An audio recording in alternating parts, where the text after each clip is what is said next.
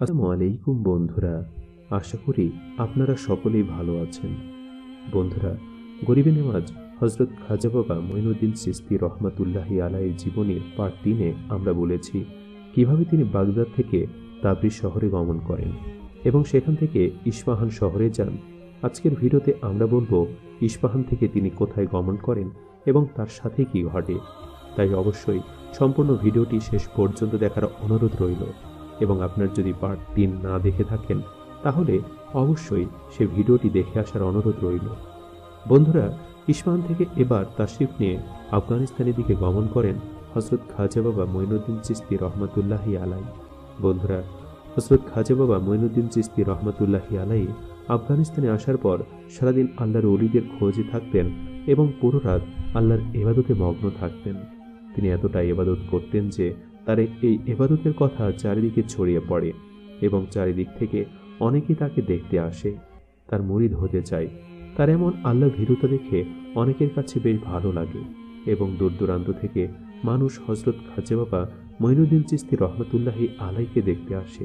কিন্তু মানুষের এমন দেখতে আসার কারণে তার ইবাদতে কিছুটা বিঘ্ন ঘটছিল।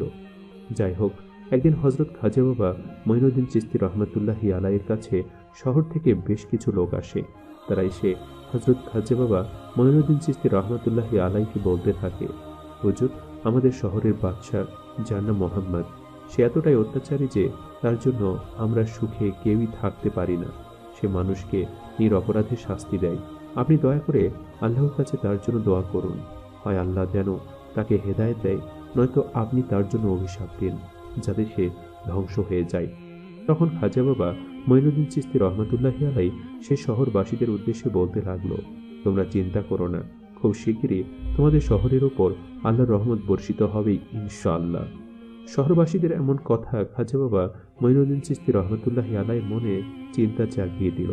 তাই সে ঠিক করলো যে ওই জালিম বাদশার সাথে নিজেই গিয়ে দেখা করবে। একদিন হজরত খাজা বাবা মঈনুদ্দিন চিশতি রহমাতুল্লাহি আলাই সে শহরে সেই বাদশার সাথে দেখা করতে যায়। তখন সে ওই বাদশার দরবারে প্রবেশ করে, কিন্তু মহলের মধ্যে বাদশা ছিল না, ছিল বাদশার প্রহরী। সে বাদশার প্রহরীকে বলতে থাকে, তোমার মালিককে গিয়ে বলো আমি তার সাথে দেখা করতে এসেছি।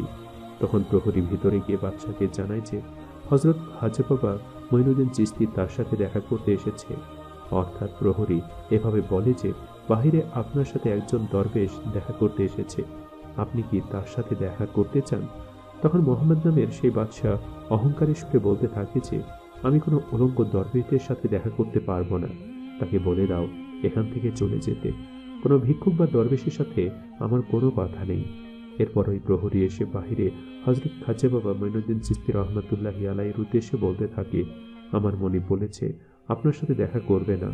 আমার মনিব কোনো উলঙ্গ দরবেশ বা ভিক্ষুকের সাথে দেখা করতে চায় না। আপনি এখান থেকে চলে যান, বের হয়ে যান। এরপর খাজা বাবা এক দৃষ্টিতে ওই প্রহরীর দিকে তাকিয়ে থাকে এবং অলৌকিকভাবে ওই প্রহরী মাটিতে লুটিয়ে পড়ে। এরপর হজরত খাজা বাবা মঈনুদ্দিন চিশতি রহমাতুল্লাহি আলাই নিজে ওই বাদশার ঘরে ঢুকে যায় এবং তার সাথে দেখা করার জন্য। মোহাম্মদ নামের ওই বাদশাহ হজরত খাজা বাবা মঈনুদ্দিন চিশতি রহমাতুল্লাহি আলাইকে দেখে বলে, তোমার এত বড় সাহস, তুমি কিভাবে আমার ঘরে প্রবেশ করলে? তখন হজরত খাজা বাবা মঈনুদ্দিন চিশতি রহমাতুল্লাহি আলাই ওই বাদশার উদ্দেশ্যে বলতে থাকে, তোর এত বড় সাহস, তুই মানুষকে নির্যাতন করিস? তুই কি দেখিস না তোরা আগে কত বড় বড় বাদশা ছিল যাদের সমস্ত অহংকার আল্লাহ মাটিতে লুটিয়ে দিয়েছে? এই বলে খাজা মঈনুদ্দিন চিশতি রহমাতুল্লাহি আলাই নিজের বাড়িতে ফিরে আসে এবং ওই বাদশার মনে কিছু একটা হয়, যার কারণে তার দিলে রহমত চলে আসে। সে তার ভুল বুঝতে পারে এবং পরদিনই ওই বাদশাহ হজরত খাজা বাবা মঈনুদ্দিন চিশতি রহমাতুল্লাহি আলাইয়ের দরবারে এসে হাজির হয় এবং বাদশাহ খাজা বাবার কাছে এসে ক্ষমা চায় এবং তার নিকটে অনেক স্বর্ণ মুদ্রা পেশ করে। কিন্তু খাজা বাবা বলে, আবার এগুলো কিছুই প্রয়োজন নেই, তুমি যে তোমার ভুল বুঝতে পেরেছ এটাই অনেক, তুমি এগুলো গরিবদের মাঝে বিলিয়ে দাও। এরপর সে সকল কিছু বিলিয়ে দিয়ে খাজা বাবার একজন মুরিদ হয়ে যায়। আফগানিস্তানের এই মোহাম্মদ নামের বাদশাকে নিয়ে আরেকটি কথিত ঘটনা আছে।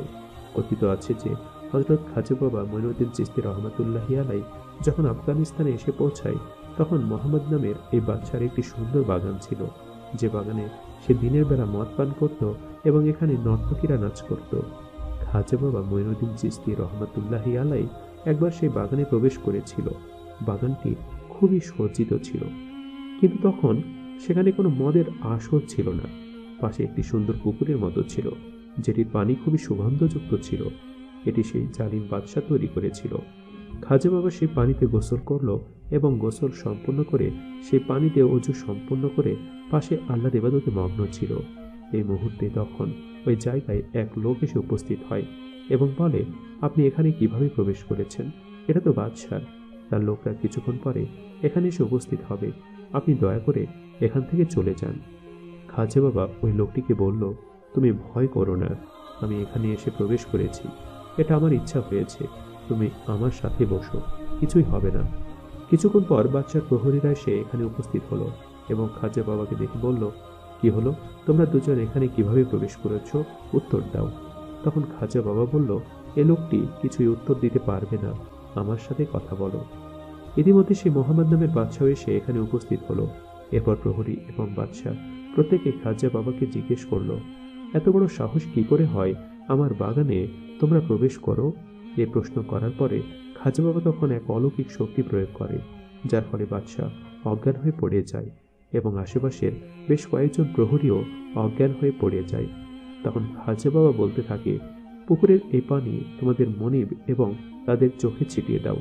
যখনই তাদের চোখে পানি ছিটিয়ে দেওয়া হলো, তখনই ওই মোহাম্মদ নামের বাদশাহ জেগে উঠল। সাথে সাথে ওই প্রহরীও অজ্ঞান থেকে জেগে উঠল। তখন খাজা বাবার এমন অলৌকিক ক্ষমতা দেখে ওই রাজা নিজের ভুল বুঝতে পারল এবং সে খাজা বাবার কাছে ক্ষমা চাইল। এরপর খাজা বাবাও তাকে ক্ষমা করে দিল। খাজা বাবা যখন সেই বাগান ত্যাগ করতে লাগলো, তখন ওই বাদশাহ বলতে লাগলো, আপনি দয়া করে এই স্থান ত্যাগ করবেন না, আমি আপনার সাথে সারা জীবন থাকতে চাই এবং আপনার একজন মুরিদ হতে চাই, দয়া করে আমাকে আপনার সাথে রেখে দিন। এরপর কথিত আছে ওই বাদশাহ তার দুই স্ত্রীকে তালাক দিয়ে দেয় এবং তার সমস্ত বিষয় সম্পত্তি সব গরিব দুঃখীদের মাঝে বিলিয়ে দেয় এবং হযরত খাজা বাবা মঈনুদ্দিন চিশতি রহমাতুল্লাহি আলাইহি একজন মুরিদ হয়ে যায়। এবং খাজা বাবা যখনই যে স্থানে সফর করত, সে বাদশাহ সাথে সাথেই যেত। চিন্তা করা যায়, একটা সময় যে বাদশাহ বাগানের মধ্যে নর্তকীদের সাথে সময় কাটাতো, মদের আসরে পড়ে থাকত, আল্লাহর হেদায়েতের কারণে সেই বাদশাহী খাজা বাবার একজন বিখ্যাত মুরিদ হয়ে যায়। খাজা বাবা যখনই যেখানে সফর করত, ওই বাদশাহ মুরিদ হিসেবে খাজা বাবার সাথে সাথেই থাকত। কিন্তু খাজা বাবা তাকে বলতে লাগলো, তুমি এই শহরের বাদশাহ, তাই আমি চাই তুমি এই শহরের মানুষদের সেবাতে নিজেকে নিয়োজিত রাখো এবং এটি তোমার জন্য উত্তম হবে।